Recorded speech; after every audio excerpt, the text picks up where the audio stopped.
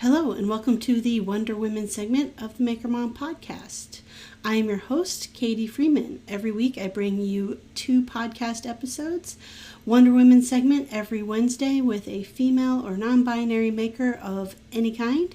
And on Fridays I bring you the interview of a maker mom where we discuss her journey to making and the hectic life of being a mom.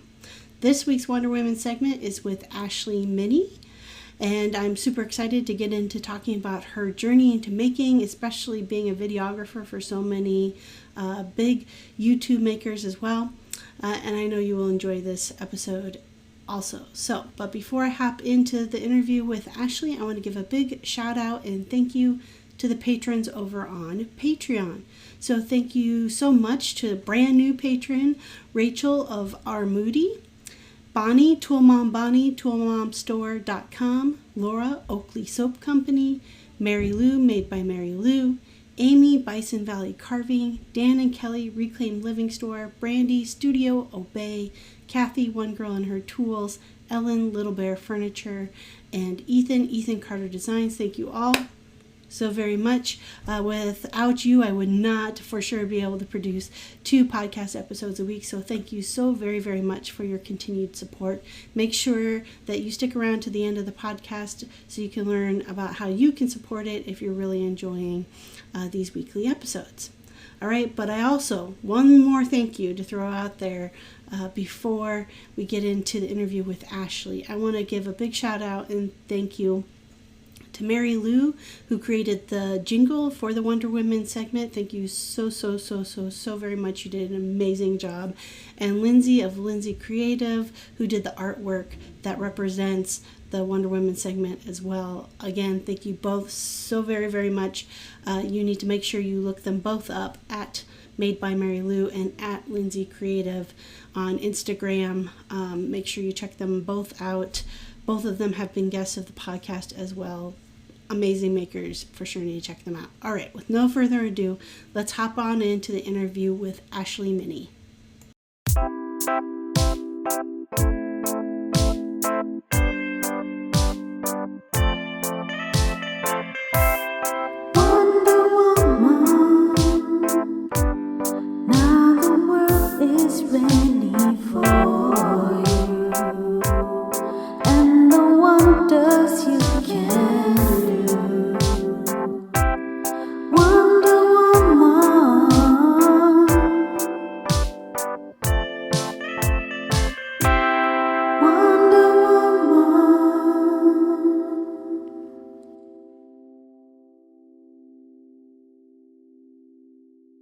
Yeah, the only maker he follows is Izzy Swan, but I will take that as somebody he follows. So absolutely, 100%. That's a good inspiration right there. That's right. Our son's motto is "There's nothing that Izzy Swan cannot do," and I totally agree with that. So that is probably just life advice right there. Like if you need to give important advice to somebody, it is there is nothing Izzy Swan can't do. No. All right. Sorry. Go ahead. All right. Start over. Who is Ashley Minney? So my name is Ashley Minney, and I am, I would say, a dabbler in anything creative. 100% motivated by idea, and then I will figure out the skill set around it. So I don't, unlike some makers who have they have their thing they're good at, they focus in on it, and I, jack of all trades, master of none, 100%. I do not take the time to master everything like I probably should, but for me personally and my attention span, the variety is great for me. Yeah. I don't think you're alone, like, at all. I would say, like, I feel like I've had this conversation where it's like the difference between the definition of like a woodworker or craftsperson versus like a maker is that like the maker is not going to like master anything. They are going to dabble. They are going to experiment. I mean, still probably, 20 years down the line, there's going to be stuff that you probably just naturally become really good at. But like the craftsperson, the like fine woodworker. Like they're going to hone their skills in that Yes. craft, whatever it is. And I think there's something I've found for me that has been pretty true is that as I'm trying different things, there are some things that I come to find that end up coming a little more naturally to myself. So I think as I push my way through all of the different medias, then I think that's when I will begin to find my niches. And maybe in the long run, I'll lean into those a little bit more. But for now, I'm just enjoying it's like a smorgasbord. I'm going around the buffet the first time, trying a little bit of everything. And then I'm gonna be like, oh no, that was really good. I'm going to go back to that. So. Mm-hmm. Yeah. Yeah. I mean, I would say I'm still like new to the maker space. Um, I've been in business almost 4 years now, but I feel like it's taken me this long. I knew like I enjoyed power carving, but I didn't do that. Like that wasn't the only thing I did. And it's still not the only thing I do. But I would say like I have found myself more and more like that's kind of the thing that when I have the time, that's where I'm going to spend it to like hone those skills and work on those skills because I enjoy it so much. Yes. But I'm still going to explore and try new things and, whatever else because it just looks like fun. It's like one of those, it's fun to blow shit up or whatever. Like this is the best. This is the best job that you could ever think of because if you are working your standard 9 to 5, you have your job duties. Right. This job is utilizing the core of your creativity. Your creativity is your, and I love it that like, that's what you get to do. You just get to go try everything and just say like, what can my mind make? What can my mind make? And what can I teach my hands to do? Right. Exactly. Well, I got to ask, because I ask everybody, I want to know about your childhood. Where'd you grow up? What kind of things are you into? How long do you have? I have been told that sometimes my show comes off as a therapy session. Just throwing that out there. I'm 100% here for it. This is great. So as it's interesting because my childhood does have a lot to do with how I ended up where I am now. So I was born and raised in Circleville, Ohio. Nobody knows where Circleville is. Even when you're from Ohio, the only thing that anybody ever knows is pumpkin show. If you say pumpkin show, everybody's like, oh, I've heard of that. And then you're like, okay, yeah, that's the town exists outside of that 1 week in October, but right. Thank goodness, and it's funny because I never felt the need to move away. I was not one of those people that was like, I need to get away from home. I actually kind of love it here. And maybe not Circleville 100%, but like the surrounding metropolis. Right. Columbus is my city, but yeah, no. And so when I was a kid, I was always creative. I've always been very artsy. I've always been, our art class was 100%. I was a little bit of a turd in high school. I skipped a lot of school, but it was funny because I would go to school late, show up for English and art class, and then leave. I had priorities in my life, and it was apparently English and art class. So, yeah. Well, science and math might help you out a little bit. Yeah, now. Well, exactly. And I regret it now. I'm kicking if I could go back and tell myself like, hey, dummy, you're going to need to know some geometry to do what you do.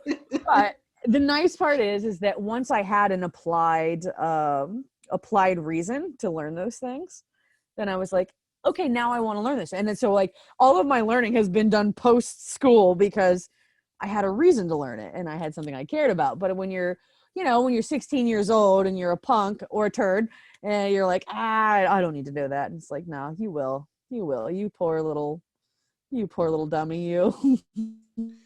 Yeah. I understand that though. I was on the opposite end. I was the total good girl. who like followed all the rules and like, signed up for extra classes to be at school even longer, extra early in the morning. I kicked myself on the reverse end of like, I wish I would have just like had a little more fun and like took a few more risks, Um, Yeah. but I was definitely the more like, I was uber responsible. And but there were classes like statistics. I hate statistics. Can't stand that class. I have no idea seriously how I passed it in college. And now my like job is basically all statistics. And so like I'm like this sucks. Like this makes no sense. But like in applied, like applying it, and using it and stuff, like it makes sense. But like everything is more theory, palatable when it's applied. Yeah. It's like, okay, I don't mind it now because I see the reason. But when you're in school, they're like, you'll probably use it at some point. And you're like, no, I won't. And you're like, no, you will. You will. You're going to need to know that Pythagorean theorem there for, yeah, no. Yeah, no, I spent a lot of time, like I'm a mama's girl, but I am very much so a daddy's girl. I was up his butt every chance I could get. And so in that actually kind of led me to, I watched him rig things together, which were 100% not safe. But they did the job. And so I kind of got really inspired that. And my grandfather, was, it's funny because looking at it now, he's passed, but like if you walk through his garage and you see some of the stuff that he hacked together, he would have been, if the internet had existed in his time, he would have been like me DiResta of like the 70s and 80s. Just, I mean, the stuff that he puts together, you're just like, who would think of that? And some of it's ridiculous, but he hacked his life to make everything easier. And it's just, it was impressive. And it was really inspirational. So like, I remember the first thing I ever built was I wanted to build my dog a bed, and I stole the spindles from that were supposed to be a railing around the house, and I just borrowed some. I found a circular saw on the porch, and again, none of this is safe. I am 8 years old, or nah, it's probably like 10, 13, somewhere around that. I should not have been using power tools by myself at home alone. So I'm just like sawing boards off, like putting them together and nailing them together. And I made this a frame with I think I also found old phone cord to tie together and make this hammock, where I then put a blanket down and built the dog a hammock. It was very what do the kids say? I believe they say ratchet. I don't know if the kids still say that. I don't know. I'm almost 30 now. I don't know the lingo. You're out of it now. You're old. I'm old. I'm old now. I got scared. It's over. I don't know the lingo anymore. I have to watch TikTok just to stay up on what the kids say. Yes, you do. Yes, you do. I'm like constantly on Urban Dictionary, just like, what does this mean? Yes. Like, yeah. And it only gets worse. Yeah. Good to know. Yeah. I'm accepting it now. And now I'm probably about 5 years away from yelling at kids to get off my lawn. So yeah, I'm looking forward to that. Those are my best years. Yeah, I would say I feel like, so I'll be a week, or actually this upcoming Saturday, I will be 39. So last year of my 30s, but I will say 30s have been good. You really couldn't pay me to go back to 20s. Like, yeah, there's not an amount of money. The 30s are going to be the good times. Yeah. Honestly, I thought you were my age. Yeah, well, I know. Geez, I hope 30s is good to me. It's the baby face. That's what I've been told. Yeah. Well, pre-happy birthday. Thank you. Yes, my wife and I share a birthday, and then we also share a birthday with Anna of all trades. Her birthday is the 19th of September as well. Uh-oh, you froze up on me. You still there? That's awesome. Right. Oh, Yep, there we go. All right. All right. Well, what about post high school with your, rebel with a cause high school days? What did you do after high school? After that, in my senior year, I was just so over school. Um, so my senior year, I actually homeschooled Mhm. and got a job. And I distinctly remember the guidance counselor telling me, we had two guidance counselors. One of them was basically told me I'd amount to nothing. Um, That's wonderful. yeah, that's a great, yeah, that's your Central Ohio school Yeah. system for you. But the other one gave me a really interesting challenge that has stuck with me through my whole life. And she said, like, I'm telling her, like, I'm gonna graduate. I'm gonna graduate on time. I'm not gonna miss anything. Everything's gonna be good. And she's like, okay, put up or shut up. Mm-hmm. And that phrase drove me. So I pushed through. I caught up on all the things that I had, all my shortcomings from my turdness. And yeah, I buckled down, and so I had this job. I was working in a doctor's office, and got then went like on the polar opposite. I went from being like I felt like I had to make up for something. And so I just went to like ultra responsible and wanted to be like the best person that I could possibly be. I wanted to be a good human. I wanted to be a good worker.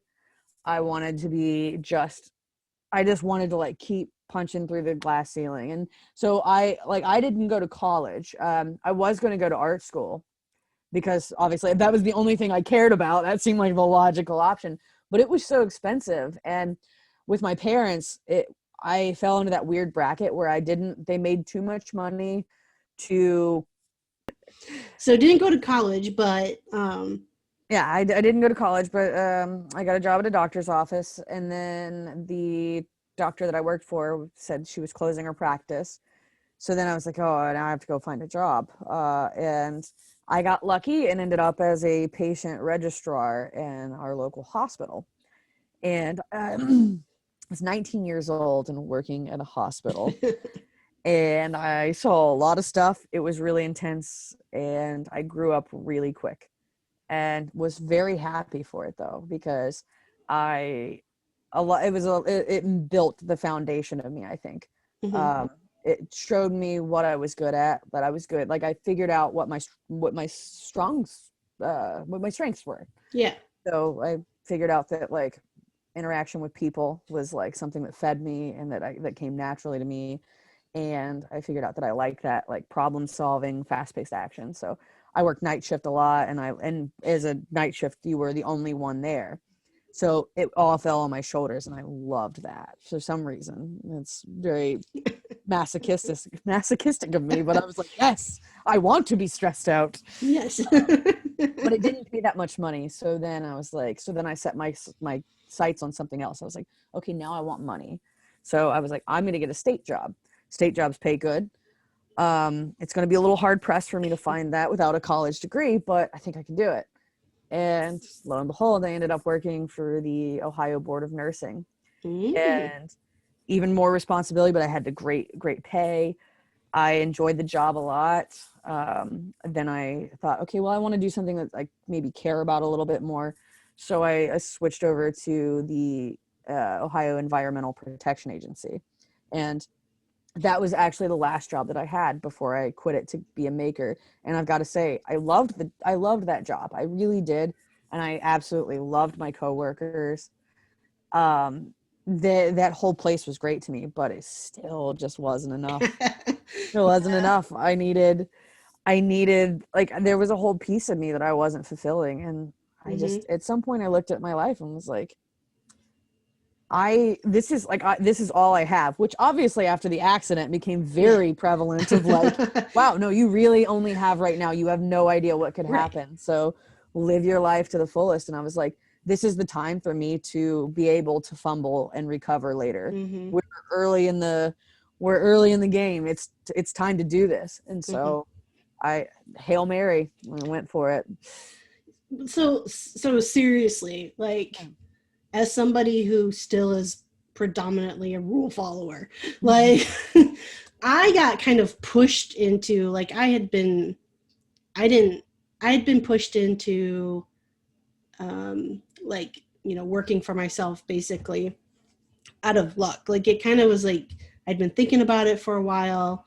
But it was always like I stopped myself at the idea of like, well, if I work for myself, then if I fuck up, I fuck up. Like, it's like big time. It's like I don't have a paycheck that I can always count on coming in. We wouldn't have like benefits and stuff like that. And especially, I mean, when I really started thinking about it was after my son was born, after our oldest was born, because I was like, I want to be able to spend more time with him. At that time, I was working in the med device business, and like, it was just kind of expected. You worked 60-hour weeks. That was what was expected.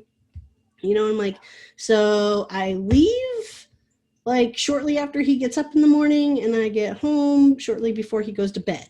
Like, I don't actually get to see this thing that like grew in my belly for 9 months, I worked, that's a maker job right there. Like, I worked fucking hard on that. So,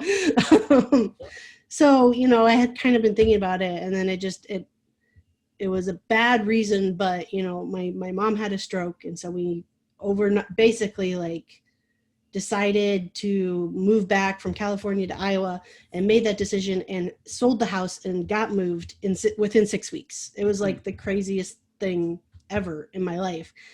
But that allowed me to go into like contract position. I worked with the company I worked with, and so now I'm doing contract work, and then I grew into consulting work, and that's still what I do for my job. Yeah. And now that I do that and have flexibility to stay home with sick kids, or with COVID, and he had somebody test positive at school, so now he's home for 2 weeks. Well, I can rearrange my life way better now, than I could have in that job. And then having that happen made it so when I wanted to add a side hustle, add the making business, it wasn't like scary at all. Yeah. Because it was like I was already taking huge risks. All this was doing was like bringing happiness back into my life from like the boring work. I was getting like the fun stuff back. Yeah. So I get that, but most people don't get it unless they're forced. So how did you like get to that point? Like, you were just like, all right, let's go. It was a series of events. It was a combination. It was like the perfect storm, a positive storm. I had just come back from Maker Camp in New York. And it was a combination of a lot of conversations. Like, it was being in that atmosphere, seeing like and it was a long weekend. So there's staying there. And then, like Laura Kampf is, she's just full of so much like inspiration. She has this way of like making you feel like you can. And so like lots of long conversations with her, my friend Marielle, like having all these different nuance of these people that were incredibly important in my life, building me up and kind of helping me build my confidence. And then Zach and I had a conversation. I was, working with him, but only in my spare time. And we had a conversation, and he just said, like, I said, like, what do you think about me doing this? And he said, here's the thing. There's never going to be a good time. You'll always find a reason to talk yourself out of it. He said, if you just jump in the pool and you know yourself, you'll figure out how to swim. You'll figure out how to survive. And so I thought, like, I just have to do it. I have to commit to it, and I have to do it. I'll hate myself more for the regret of not trying it than I would if it fails. Like, it's that knowing that it'll always be okay. Like, there's so many unwanted bad things that happen to us that we like, that just COVID. COVID's a perfect example. Don't plan for it. It happens. but we are humans and we're resilient and we adapt and we overcome. So it's like, okay, if we can do that when a bad unexpected thing comes, why not just take a chance and know that it's going to be exactly the same? Mm-hmm. It will always be okay. And I think to myself, like, my future self, what is me from a year from now say? And me from a year from now says, like, aren't you glad you did that? Always, no matter what, always. So it was like, gotta do it. Just got to be brave, do something different. So, okay, like now I have so many questions in my head, but one I want to, and this is, I hope it does not come across as like picking on you, but I do want to ask, since like predominantly the podcast is Maker Mom podcast. So if you had kiddos, do you think it would have been harder? Oh, 100%. Yeah. Yes. I fully acknowledge that.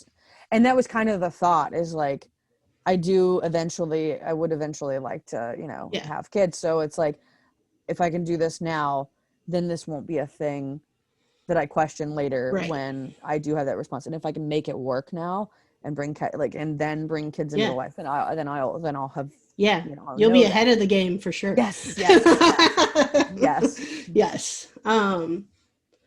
Though I will say, I feel like actually coming to this, like especially the content creation portion around making, coming to that after children, to me has been the benefit, because I learned very quickly as a mom, like, you get no sleep. So living on like adding and creating content and like getting back, especially since I did wait until they were at least, mostly sleeping through the night or whatever. Right. But getting back to only 5 hours of sleep or 4 hours of sleep, like, did not seem strenuous on me, because I'm like, man, this is old hat. Like, I'm used to this stuff of like staying up late and editing, so yeah. And it was something like to be passionate about again, to like have fun with. And so I think, and it's taught me more patience and capability to multitask way better as a parent than pre-parenthood, for sure. So you brought up Maker Camp and Laura Camp, which is somewhat ironic because her Wonder Woman episode is going to be the one right before yours. So, yeah. Yes. All right, I'm super excited for this week's sponsor. This week's sponsor is Tool Mom Bonnie, or Tool Mom and Company. So Tool Mom and Company is for all ages, genders. They have what you need for your one-stop tool-related merchandise of gifts or clothing or both. Her products are fun, fashionable, one of a kind. And you can check her out at www.toolmomstore.com, or find her on Instagram under Tool Mom Bonnie, and Bonnie's Bonnie. You can receive an extra 20% off at checkout by using the coupon code MakerMom. So I have 2 of her mugs. I have one that says, I believe, what is it? Oh my gosh. One is like the definition of a tool woman, and the other one is just like a circular saw with flames coming off of it, and I believe it says Go Girl on it, and they're super fun mugs. I love drinking coffee out of them in the morning. If it's not out of my Wonder Woman mug, it is out of one of those 2 mugs. So you definitely should at least check out the mugs, if nothing else. And remember, extra 20% off at checkout by using the code MakerMom. All right, thank you, Tool Mom Bonnie, and let's get back to the episode. But it sounds like, so like, were you, like, before you made this jump, how were you getting into like, taking like making and being creative more seriously, and looking towards the journey of like content creation, or even towards the journey of working with Zach, like, and knowing these YouTube people? Because if you don't follow YouTube, you generally aren't going to know like a Jimmy Dresta or a Laura Camp. So obviously, like, that's something you were doing. Like, what brought that? Like, where did you get into that? It's such a bizarre. It's like one of my favorite stories about my journey, but it's also so bizarre, and luck. just Yeah. luck. It was spring make. I was kind of like dabbling on things with things of my own because I had stumbled. The very first thing I saw was Chopped with Chris. It came across on Facebook, watched him make that table for his wife, and was like, I want to do that. I never had any interest in woodworking before, but I saw it and I was like, I have to do this. So then I'm like, okay, well, I want to start woodworking. And then I had found a video of Jimmy's, and then that led me to a video of Laura's. And I was like, oh, this is so great. So I'm like consuming their content. And then because of algorithms and such, I get an ad that pops up for spring make. And I was like, man, that's kind of a lot of money. But no, I kind of want to do it. And like my heroes are going to be there, so I should probably do it. And so made the jump and I was like, okay, I'm going to spend the money. I go and actually, it was really intimidating at first. I didn't know anybody, and everybody seemed to know everybody. And of course, now I know, like, yeah, that is how it works. Like everybody does know. We've all built these really strong relationships through, Instagram and social media. And so I was the first night was like a social mixer, and I was regretting doing it so much because I'm just like standing there looking around. But by the next day, it started to get better. It was a little bit better. I watched Zach. Zach had actually, the way I met him was that he had helped me get a discount code. So I was like, I'm gonna go over and like watch him blacksmith. I'd never had any interest in that. And I'm like, okay, this is kind of cool. I like this. And then, so I was just hopping around, and then I wanted to get into, welding, but that group had already been well into it. But John Malecki was there, and he was showing me and this other girl who was actually also from Columbus. So it was a nice serendipitous thing, showing us how to lay some beads, and we're getting good at it. And then he's like, actually, these women over here are about to build a table if you'd like to go and help them. And so we kind of walk over and like, can we help you? And they're like, yes, of course. And I'm like, who are these ladies? Like, they like, because sometimes, especially when somebody's building their own thing, they're like, I'm going to do these welds. But they'd run a bead and they'd be like, here, would you like to run a bead? And I was like, how do I know you for the rest of, like, I just want to know you for the rest of my life. And they're like, oh yeah, we start talking. They're like, we're from Columbus. And I was like, I can know you for the rest of my life. And then, so I'm like, I just like, they're just Mario and Lisa are just one of those people that was who that was. That's how I met them. And so like, just folded right into it. And to the end of spring make, we're at the after thing at Skidmark Garage, and I start like then I figured out at that point that they were actually friends with Laura. I was talking with Laura, and I'm still, of course, at that point a little starstruck. And, oh man. But then I still make a fool of myself in front of a couple of them, if that helps at all. Thank you. That does make me feel better. That does make me feel better. So like, I was like, we were going back, and they were going to get an Uber, and I'd had my car up there. I was, oh, let me drive you. Like, I'll just drive you. Don't Uber. And so I drove the three of them back, and then we got even closer during Maker Camp, and after that we started a fake band. A fake band called the Naked Flannels. That's where the shirt Release the Peacock came from. But it was just like you find your people that are super close to you. But like through that series of events, I just became enamored with it. I got on Instagram and I started finding more people that fed my creativity, that made me feel passionate, that like inspired me, and new art forms. And it was like this, like once that ball started rolling, it was just full steam ahead. And going to other events like Workbench Con, that was the first time I'd ever went to Workbench Con, and just connecting with people, because there's something, I don't know if it's because we're all creative, but it's really hard to find somebody that you just don't vibe with in this community. Yeah. And so I'm like, this is exactly where I belong. And that's what it was. It was that sense of belonging. And so it fell its natural course, but it all started at spring make. There you go. And I'm going to be honest, I had no idea who you were. at Workbench Con because I don't follow Zach. Right. And so I had no idea who you were. And I was talking with, it was your laugh that caught my attention. And so I asked Brandy of Studio Bay. Oh, Brandy. And yes, Brandy's the bomb.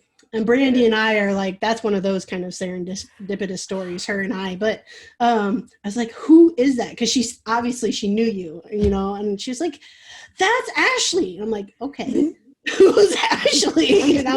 So she like explained it, and I was like, all right, I got to go talk to Ashley then, But you're right. I mean, at those conferences and stuff, I've only done Workbench Con. I haven't been able to do any of like the spring makes or any of those or maker camp, though I'm dying to get to go at some point in time. But there's not, I don't think it's very rare that there's like somebody you can't have a conversation with. Like they may not become your BFF, but you can have a conversation with everybody. Yes. And you definitely end up falling into groups, as it goes on. And this was the first year, I'd gone every year and made a fool of myself in front of Ben Ueda every single time. And every single time, this year included. But it was the first time. Apparently that leaves an impression because he walked through and he's like, hey, Katie. And I was like, oh, he actually knows who I am because I make a fool of myself every single year. What is it? No publicity is bad publicity. Yes. But I mean, it becomes, I think, especially the more you go to those type of things, it becomes like, there's some people that I've met through either the podcast or through like Workbench, and then met like at Workbench Con and got to know more. Yeah. That, I mean, that's my crew. Like, we've through this whole COVID thing, we're having like Zoom meetups and stuff like that just to like, not gonna lie, complain about the kids, but but also talk like making and like, how do we work together, or how do we like, because everyone just wants to like make something together. Like that's the other thing. Like everyone, like you said, we're all creative, and so it's all like, let's collaborate. How can we make something together? It's amazing. I feel like it's its own little world, and to be a part of it is something to just really be grateful for. It's crazy. Yeah. Now, I had a really long conversation with Laura about this, so it doesn't have to be that long with you, but I'm gonna bring it up, and that is being both female, and I don't know if you identify as queer or lesbian or gay or whatever other word you want to throw into that. I'm definitely lesbian. But though, I feel like most people would think that most women in that space would fit that, economy, but thank you. I have been, it's an enigma. Yeah. I'm so glad that somebody else, oh my gosh. Yeah, no, 100%. So yeah, but like you go into it and you think like, because there's that stereotype, right? And it's like, I'm a Lowe's lesbian, and right? Like, yeah. No, but actually in the community, there are actually very few of us. Yes. And so you're like, wow, it's mind blowing. It's 100% mind blowing. So, I mean, to you, I want to know, I asked Laura this, and we got into a conversation more about like being a queer woman in this maker space. Mm-hmm. Like, what does that mean? What does that look like to you? Like, she talked about at first, it wasn't something that she really kind of maybe, there's nothing she denied, but nothing she necessarily talked about a lot. Yeah. And at first she seemed like, well, it seems like I'm whining or whatever if I'm going to like talk about I get lower prices because I'm a woman or whatever. Yeah. But it is important to have these conversations because, I very much feel strongly about education. And so it's like, I want to hear, what are your experiences, in this space, even if they're all positive, just is there anything that you feel like the maker community could do better at, or, and being more inclusive. I also have these conversations a lot around people of color because we definitely need to get more people of color and open the community more to those makers. But even LGBTQ, like you said, I mean, the stereotype's there, but there's very few of us. Absolutely. And it's interesting because as a female, you'll have a lot of I find, not always, and actually the maker community is better about it than like the whole community. But with that whole, a man has to show you how, and let me show you how to do this. Right. But it's interesting because like when you're a lesbian, they're like, there's a little bit of an extra level of respect. Like it's, you probably got this. Where if they want to challenge you, and you're like, yeah, you're damn right. I know how to do this. But then also with that comes that obverse side of that, which is then when you do need help, it feels like you feel like, well, I've got this persona to withhold. Right. I'm a tough lesbian maker. I don't need help. But you're like, no, but I actually need your help a little bit. Yes. Just a little bit of help. Just a little bit of help. But the community's been so supportive. Like I never at any point felt insecure about saying, like, about, you know, projecting my sexuality, or like, you know, in that sense of like just being who I am, and like being able to comfortably be like, yeah, no, I like women instead. And so that is the huge plus to that.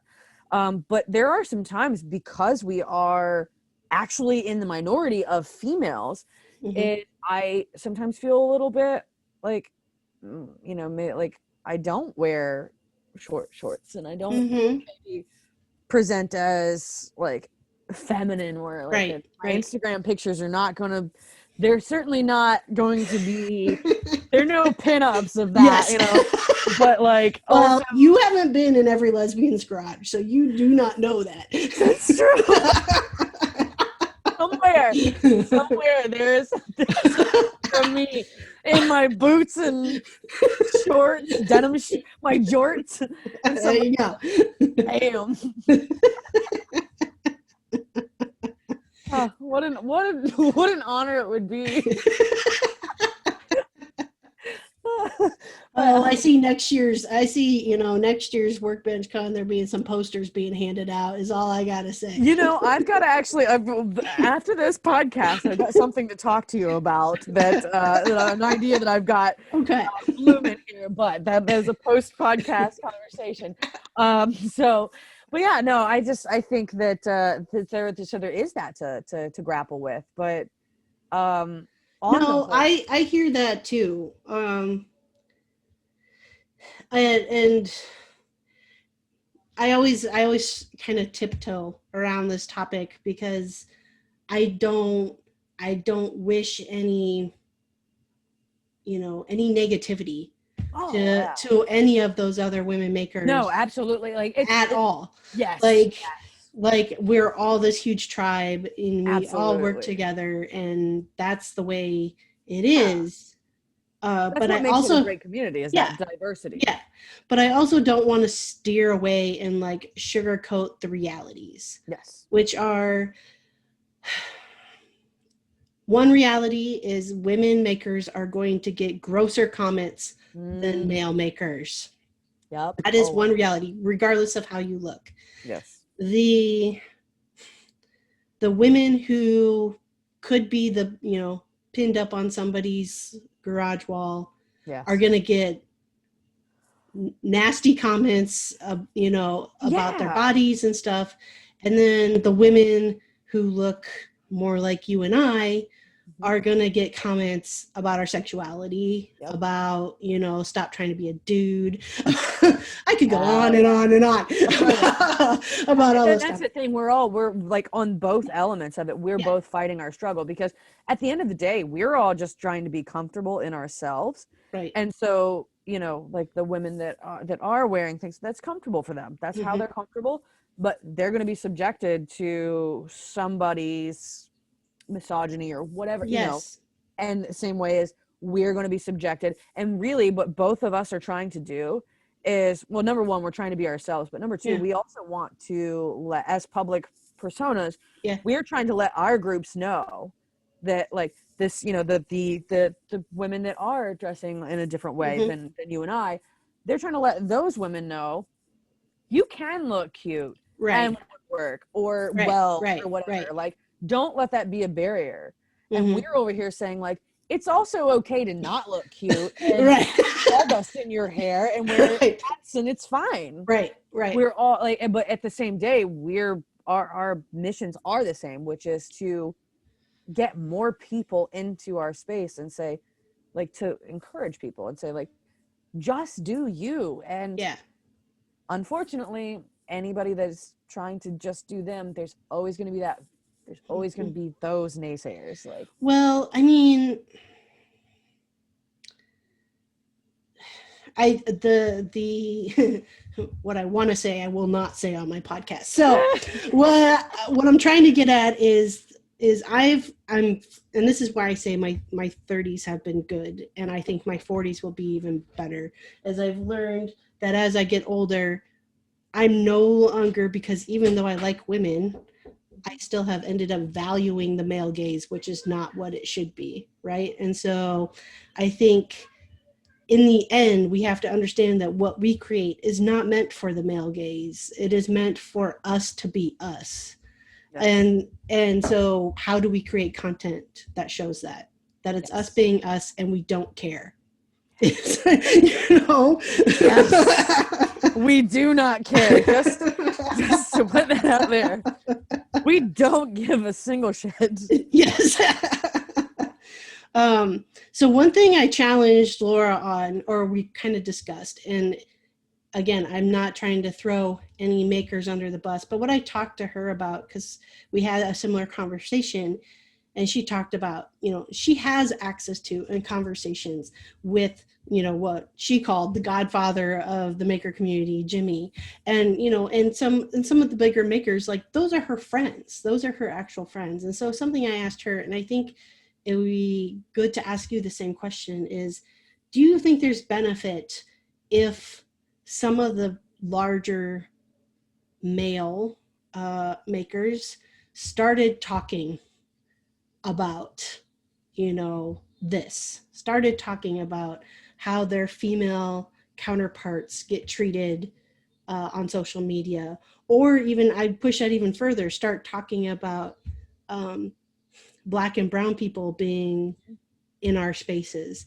Do you think, like, I feel strongly that there would be value in that. Oh, 100%. I think because at the end of the day, they have a demographic that may not be listening to us, but they will listen to them. So I think it is important. And there are a lot of those people that very much so look up to them. And even though we could say it 1,000 times, sometimes they need to hear it from their peers. And before they're willing to then begin to listen to us. Right, before they're along their journey of learning to get to where we're at, right? Yes. That's what one of my friends recently told me. I said something, she's a woman of color, and I said something about, I apologized. I said, I'm sorry, I haven't become a better ally sooner. And she just, you know, it was via Zoom, but she told me, you know, Katie, we're all on the same journey. So the important part is you're on the journey to becoming a better ally versus like not even wanting to participate in that journey. And I think it's the same around, you know, the patriarchy. It's the same around. Got it in there. Yes.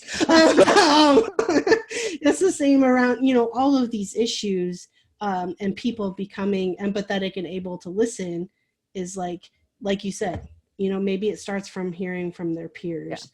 And so I think someday, you know, if Jimmy Drest ever listens to my podcast, maybe he'll throw out a bone.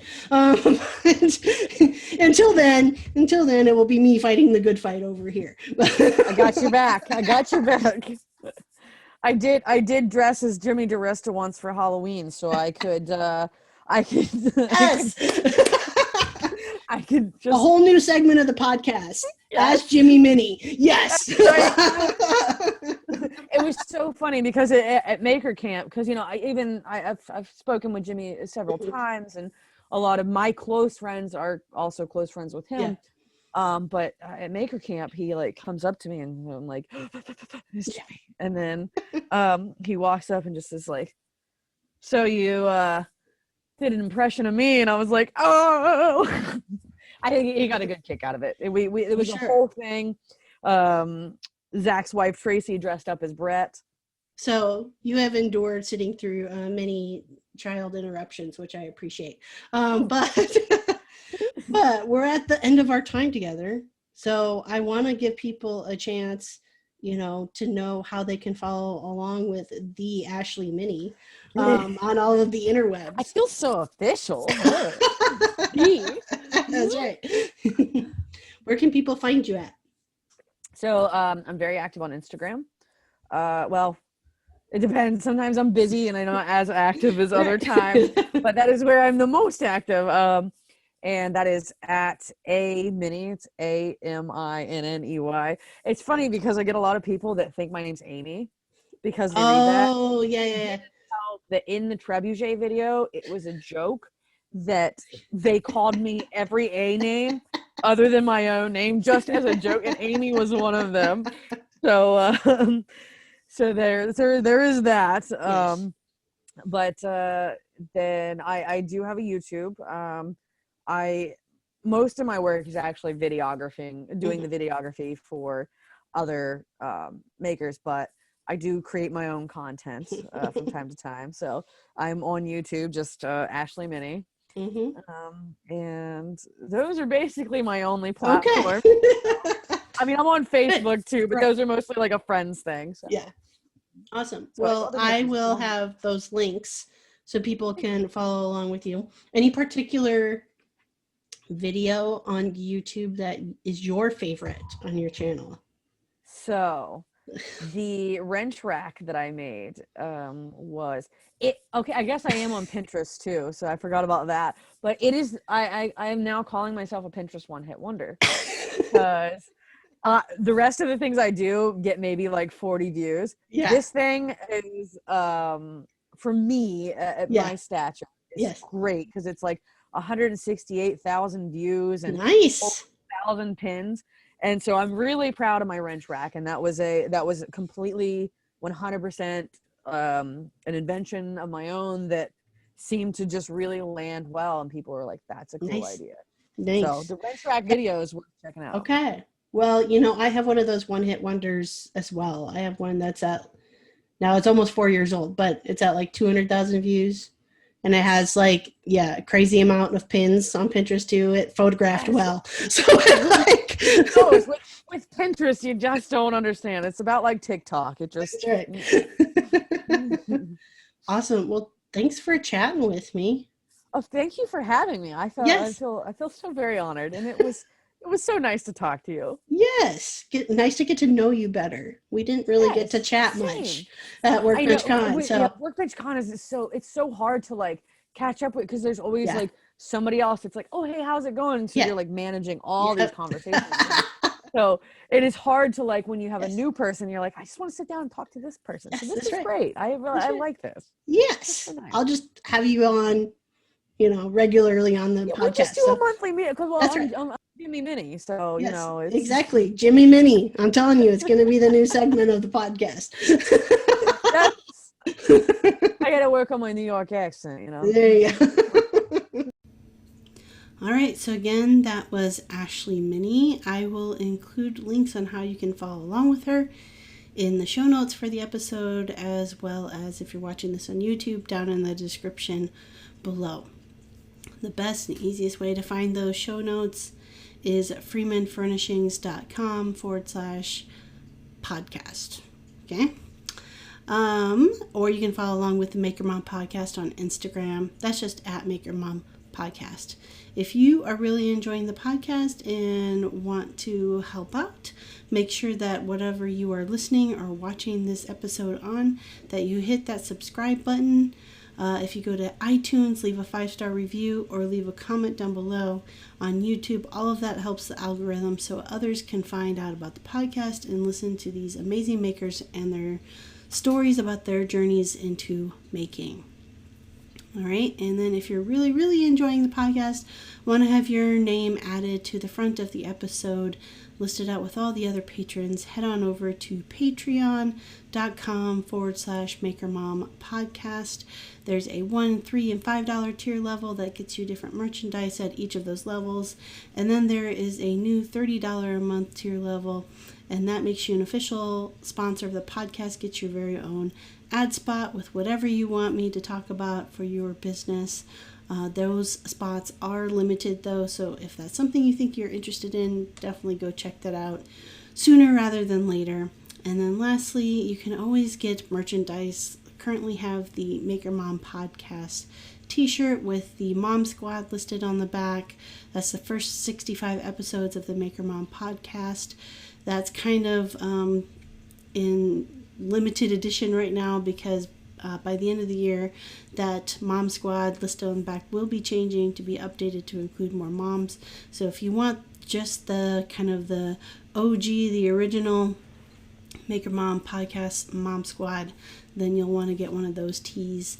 When I'm not making a podcast, you can find me designing and making furniture and other home decor for bold homes over on freemanfurnishings.com or at Freeman Furnishings across all of the social media, including on YouTube. All right, again, another big shout out and thank you to Mary Lou of Made by Mary Lou for the Wonder Women segment jingle, and Lindsay of Lindsay Creative for the artwork. It's Wednesday, it's hump day. Have a fantastic rest of your week, and I will see you next week.